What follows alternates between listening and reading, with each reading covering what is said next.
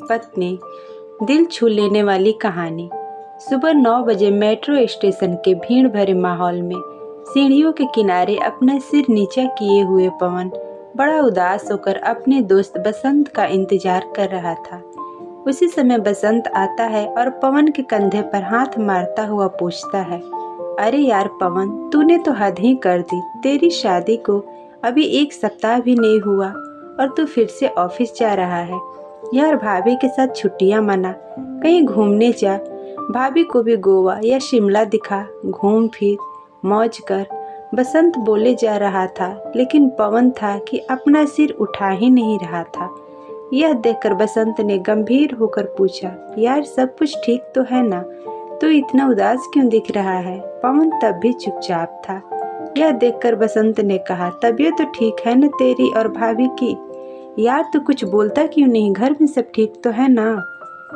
पवन ने गहरी सांसें लेकर धीरे से बुदबुदाते हुए बोला, यार बहुत बड़ी गलती हो गई। साधना मेरी जैसी नहीं है, वो मॉडर्न नहीं है, गांव की है, अच्छी अंग्रेजी नहीं जानती। उसका रहन सहन, उसका स्वभाव, हमेशा पूजा पाठ करना, हमेशा भजन और कान्हा कान्हा कहना। यार ये भी कोई जिंदगी है? 3 दिन में ही परेशान हो गया हूँ, गले की हड्डी हो गई है मेरे लिए। मेरी तो जैसे जिंदगी ही बर्बाद हो गई है। बसंत ने कहा, अरे तू भी तो भगवान को मानता है ना? हाँ मानता हूँ, लेकिन हम लोग किसी त्योहार पर मंदिर चले जाते हैं। यार हर समय भगवान की बातें और यह सब कुछ दिखावा मुझे बिल्कुल अच्छा नहीं लगता। लगता है जैसे मैं अपने घर में नहीं किसी मंदिर में रह रहा हूँ। बसंत ने दिलासा दिलाते हुए कहा, सब कुछ ठीक हो जाएगा यार, कुछ समय दे भाभी को। नहीं है, मुंबई में सब कुछ सीख जाएगी। पवन ने बात काटते हुए कहा, चल ऑफिस देर हो रही है। आज पवन और साधना को 3 माह हो चुके हैं, लेकिन पवन अलग कमरे में सोता है और किसी भी तरह साधना के सामने नहीं आना चाहता। घर से बाहर जाते समय माँ से चिल्लाकर कहता, माँ मुझे देर हो जाएगी वापस आने में, आप लोग खाना खाकर सो जाना, मुझे एक ज़रूरी मीटिंग है। ये तो उसका रोज का बहाना हो गया था। साधना जब भी पानी या चाय देती तो पवन उसे ऐसे सलीके से गिलास या कप को पकड़ता कि कहीं उंगलियां स्पर्श न हो जाए। साधना हर वो प्रयास करती कि कैसे वो पवन को खुश रखे। माँ का ध्यान रखती, सुबह से शाम तक घर को सजाने संवारने में लगी रहती, बढ़िया से बढ़िया खाना बनाने की कोशिश करती। एक शाम पवन गाजर का हलवा खाते हुए जोर जोर से अपने ऑफिस के किसी व्यक्ति से बातें कर रहा था। माँ ने ऊंची आवाज में कहा, अरे घर में तो कम से कम शांति से खाया कर, ऑफिस को घर में मत लाया कर, गाजर का हलवा ठंडा हो जाएगा। तभी माँ को चुप कराने के लिए तुरंत पवन ने कहा, माँ बहुत बढ़िया हलवा बनाया है आपने। माँ ने कहा, मैंने नहीं, बहू ने बनाया है। यह सुनकर तो पवन को जैसे सांप सूंघ गया। वह चुपचाप अपना फोन लेकर डाइनिंग हॉल की ओर चला गया और फाइलें पलटने लगा। माँ को अंदाजा तो था कि इन दोनों के बीच कुछ तो पक रहा है जो ठीक नहीं। माँ जानती थी कि पवन बचपन से जिद्दी है।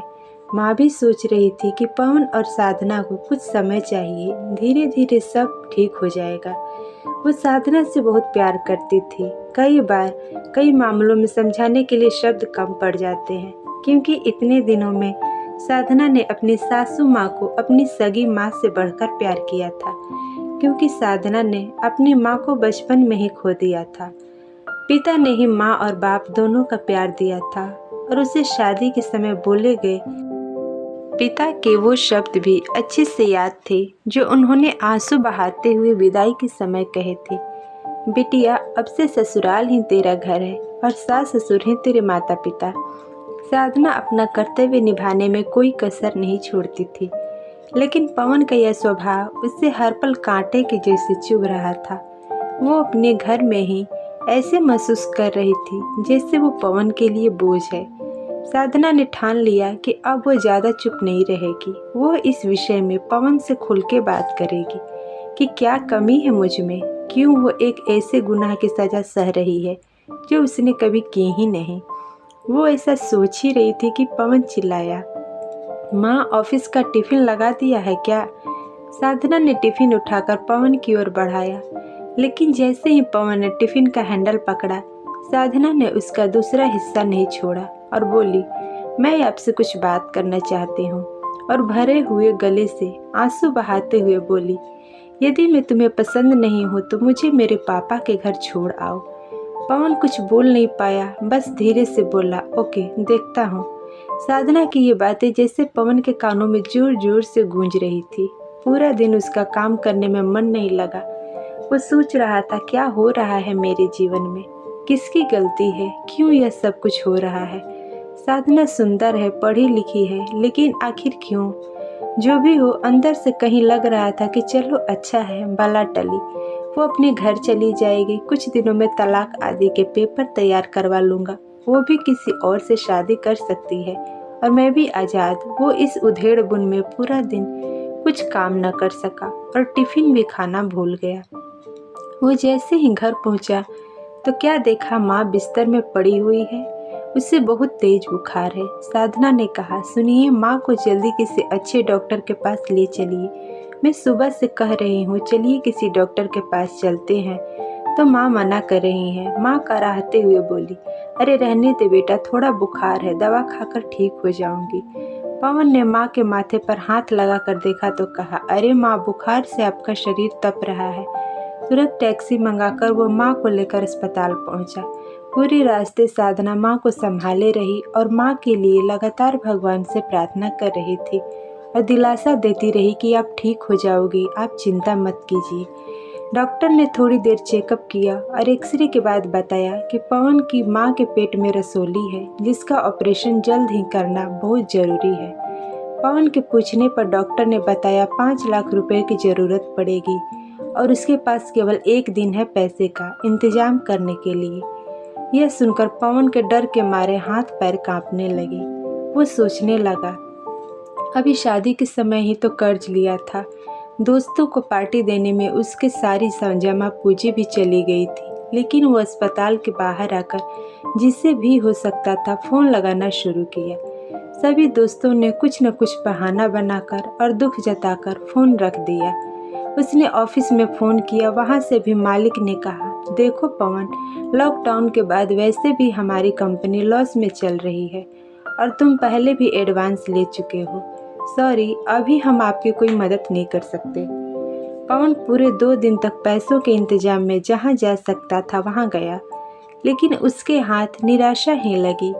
अंत में उसे लगा, मुझे डॉक्टर से कुछ और मोहलत लेनी चाहिए। यदि हो सके 2 या 3 दिन बाद ऑपरेशन हो तो कहीं न कहीं से लोन लेकर या घर के पेपर गिरवी रखकर पैसों का इंतजाम कर लेगा। थका हुआ वो अस्पताल पहुंचा और सीधे डॉक्टर के केबिन में जाकर डॉक्टर के पैरों को पकड़ते हुए बोला, सर, मुझे 2-3 दिन का और वक्त दीजिए, मैं आपका सारा पैसा दे दूंगा और ऑपरेशन के भी पैसे भर दूंगा। आप बस मेरी माँ की जान बचा लीजिए, मैं आपका यह एहसान जिंदगी भर नहीं भूलूंगा। पवन रो रहा था। डॉक्टर ने कहा, अरे तुम क्यों परेशान हो रहे हो, तुम्हें तो खुश होना चाहिए। ऊपर वाले ने तुम्हें इतनी अच्छी पत्नी दी है, उसने पूरा पैसा चुका दी है। तुम्हारी माँ का ऑपरेशन तो हो चुका है और अब वो खतरे से बाहर है, वो अब बातें भी कर सकती है। आज छुट्टी हो जाएगी, आप अपनी माँ को घर ले जा सकते हैं। पवन को यह सुनकर यकीन नहीं हुआ। वह दौड़ा और वार्ड में माँ के पास पहुँचा तो देखा माँ बिस्तर पर लेटी हुई है और साधना उनके पैरों को हल्के हल्के से दबा रही है। पवन को आज अपना कद साधना के सामने बहुत छोटा लग रहा था। वो भी माँ के पैरों के पास जाकर बोला, माँ कैसी हो। तभी नर्स ने कहा, इन्हें थैंक यू बोलो, ये आपकी पत्नी है क्या? इन्होंने रात दिन सेवा की है और पूरी रात भगवान से प्रार्थना की है इनके जीवन के लिए। पवन साधना से नजरें नहीं मिला पा रहा था, फिर भी नीचे देखते हुए लड़खड़ाती जुबान से बोला, साधना, कहाँ से इंतजाम हुआ इतने पैसों का? साधना ने कहा, मेरे पास कुछ पैसे जमा थे जो मैंने गांव में बच्चों को ट्यूशन पढ़ाकर कमाए थे और कुछ जेवर थे, उन्हें बेचकर। माँ ने धीरे धीरे आंखें खोलकर बुदबुदाते हुए बोली, बेटा, ये मेरी बेटी से बढ़कर है। और साधना का हाथ पवन के हाथ में रखते हुए बोली, मैं तुम दोनों को हमेशा खुश देखना चाहती हूँ। पवन की आंखों से पश्चाताप के आंसू साधना के हाथ में गिर रहे थे। तो दोस्तों ये कहानी आपको कैसी लगी कमेंट में ज़रूर लिखें। कहानी पसंद आई हो तो कहानी को लाइक करें, शेयर करें और हमारे चैनल को ज़रूर से ज़रूर सब्सक्राइब करें ताकि ऐसी ही कहानी आपको आगे भी मिलती रहे। धन्यवाद।